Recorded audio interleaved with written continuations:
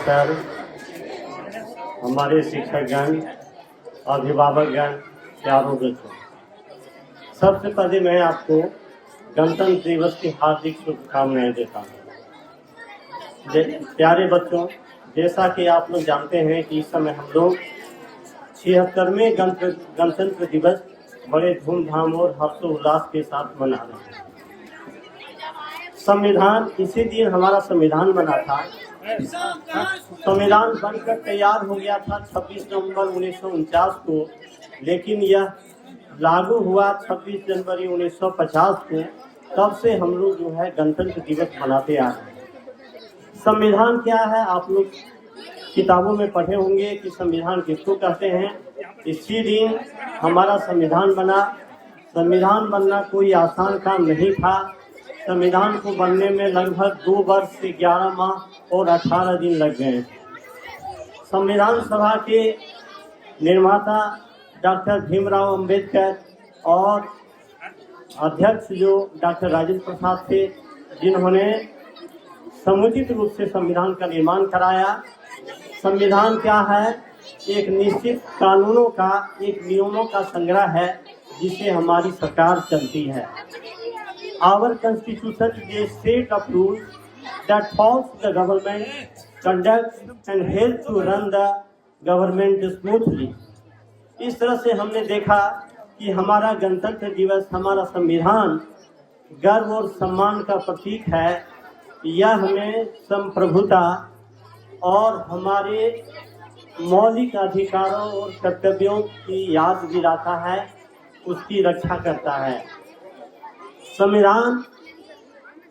संविधान एक ऐसा रूल है जिससे हमारा शासन चलता है। हमारे भारत का संविधान, हमारा संविधान पूरे दुनिया का सबसे बड़ा संविधान है। यह संविधान हमें गौरवान्वित करता है और हमें याद दिलाता है कि किस तरह से वीरों और बलिदानियों ने अपने प्राणों की आहुति देकर हमारे देश को आज़ादी दिलाई थी।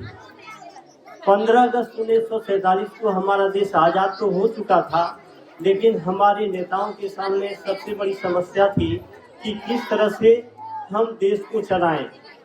और इस तरह से उन्होंने पूरी विद्वता के साथ, पूरी बुद्धिमानी के साथ संविधान का निर्माण किया। बहुत सारे देशों से लेकर के उठा करके हमारे संविधान के कोड को तैयार किया और इस तरह से हमारा संविधान बना। हमारा देश जब गुलाम था, तब अंग्रेजों ने यहाँ 200 वर्षों तक शासन किया और भारत को लूटा और यहाँ के समस्त समृद्धियों को ले गया। जब देश की आज़ादी के लिए हमारे वीरों बलिदानियों ने, जैसे उन समय में क्रांतिकारी जो लोग थे, चंद्रशेखर आज़ाद, भगत सिंह और भी बड़े लोग थे, क्रांतिकारी थे, जिन्होंने अपने प्राणों की आहुति दे दी। इस तरह से हमने देखा कि ये बड़ा ही महत्वपूर्ण दिवस और ऐतिहासिक दिवस है।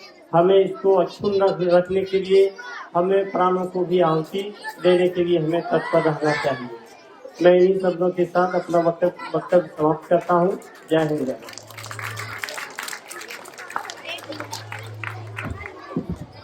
धन्यवाद सर, डीवी सर, आपने अपने मुखारबिंद से इन प्यारे प्यारे बच्चों के समक्ष बहुत ही प्रेरणादायक और फैंटेबुलस स्पीच को प्रस्तुत किया है।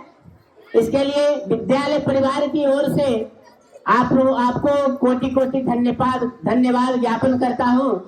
और इसी संदर्भ में कहना है कि मोहब्बत, धर्म, वफा, ईमान हो जाए। वतन की मोहब्बत, धर्म, वफा, ईमान हो जाए। मोहब्बत ही अब हमारे दिल की पहचान हो जाए। वतन की मोहब्बत, धर्म, वफा, ईमान हो जाए। मोहब्बत ही अब हमारे दिल की पहचान हो जाए। भले ही अपने हो या तुझे, तुम बाहों को इतना फैला दो कि सारा वतन हिंदुस्तान हो जाए।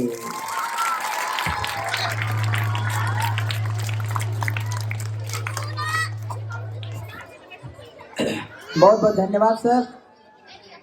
आप इसी प्रकार इस सभा को अपनी ऊर्जावान वाणियों से और शेरो शायरी की बहार से इसी प्रकार हरा भरा करते रहे और कार्यक्रम को आगे बढ़ाना चाहेंगे। अब आपको जानकर आश्चर्य होगा कि हमारा संविधान जो है ये पूरे दुनिया में अभी लगभग 200 से भी अधिक देश हैं, लेकिन आपको जानकर आश्चर्य होगा कि भारत का संविधान इन सभी देशों से सबसे बड़ा संविधान है।